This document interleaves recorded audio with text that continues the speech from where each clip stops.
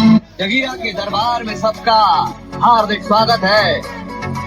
बहुत तरसाया रे,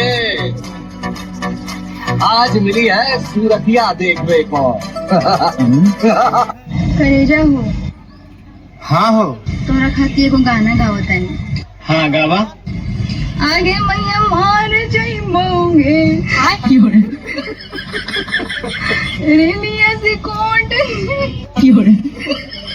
अब हम गाई करे जा तू गावा अन्नत पाचये अपते के ना अपातिया अपते के तू अन्ना पातये अपति के ना अपातिया अपति के तू अपाति तो अपति तू अपाचये। सुना, हाँ बोलो किस कलर की चड्डी पहने हो? ना आज तू देख ले किस कलर का चड्डी पहना है। मिल गई संतुष्टि। अब तो नहीं पूछेगी ना किस कलर की चड्डी पहना हूँ। मिल गई। आज चड्डी नहीं पहने हो ना? क्या कहते हैं, माँ की कच्ची पहना हूँ। सब पता चल रहा है।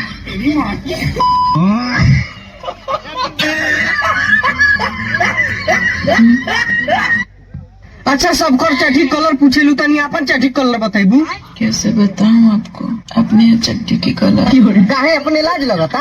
तुम्हारी इज्जत हमन की इज्जत नहीं है। मेरा तो चड्डी का कलर ही उड़ा हुआ है।